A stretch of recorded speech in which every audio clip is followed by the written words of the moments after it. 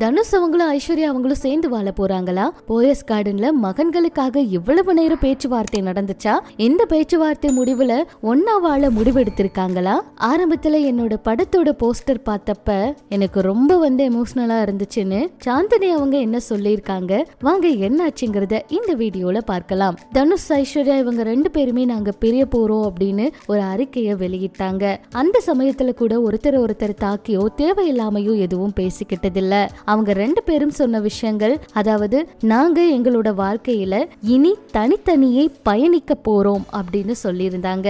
அது மட்டும் இல்லாம நிறைய நிகழ்ச்சிகள் விழாக்கள் எல்லாம் அவங்க, அதாவது இதே போல முன்னாடி யாத்ரா அவருடைய ஸ்கூல் ஃபங்க்ஷனுக்கு 2 பேரும் ஒன்னா போனது, இந்த மாதிரி விஷயங்கள் எல்லாம் பார்த்தப்ப நிறைய பேர் என்ன நினைச்சாங்கன்னா மறுபடியும் சேர்ந்து வாழ போறாங்க, விவாகரத்துல வேண்டான்னு சொல்லிடுவாங்க அப்படின்னு நினைச்சாங்க. ஆனா இவங்க விவாகரத்தும் வாங்கினாங்க. விவாகரத்து வாங்கினதுக்கு அப்புறமும் யாத்ரா அவருடைய பட்டமளிப்பு விழாவில் இவங்க கலந்துக்கிட்டாங்க. 2 பேரும் புகைப்படமும் எடுத்துக்கிட்டாங்க. அத ரொம்ப சந்தோஷமா ப்ரௌட் பேரண்ட்ஸ் அப்படின்னு சொல்லி பதிவிட்டு இருந்தாங்க. சொல்ல போனா ஒருத்தர் இவங்க தேவையில்லாம பேசிக்கிறது இல்ல, இந்த மாதிரி கலந்துக்கிறாங்க.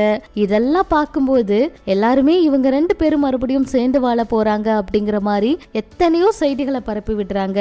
போயஸ் கார்டன்ல 2 பேருக்கும் பேச்சுவார்த்தை நடந்துச்சுன்னு கூட சொல்றாங்க.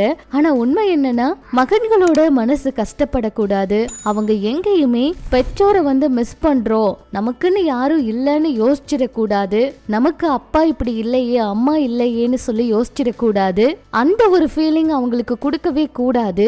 எல்லாத்தையுமே நம்ம சேர்ந்து நின்றுதான் பார்க்கணும்னு இவங்க முடிவெடுத்துதான் இந்த மாதிரி மகன்களுக்காக எந்த ஒரு விழாவா இருந்தாலும் எந்த ஒரு இடமா இருந்தாலும் கூட நிக்கிறாங்க அப்படிங்கிற ஒரு விஷயம் வெளியாகி இருக்குங்க.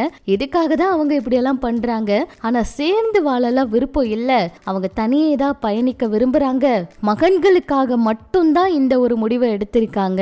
மகன்களுக்கு என்னன்னாலும் இவங்க 2 பேரும் சேர்ந்து நிப்பாங்க அப்படிங்கறத தான் இவங்களும் உறுதியா வச்சிருக்காங்களாம். ஆனா அவங்க மறுபடியும் விவாகரத்தை மீறி சேர்ந்து வாழ போறாங்க, காதல் இருக்குது அப்படிங்கறது எல்லாமே வதந்திதான், இதுதான் உண்மை அப்படிங்கிற மாதிரி ஒரு சில தகவல்கள் கிடைச்சிருக்கு. இப்படி இது ஒரு பக்கம் இருக்க, சாந்தினி அவங்களே எல்லாருக்குமே தெரியும், சித்து 2 படத்துல நடிச்சிருப்பாங்க.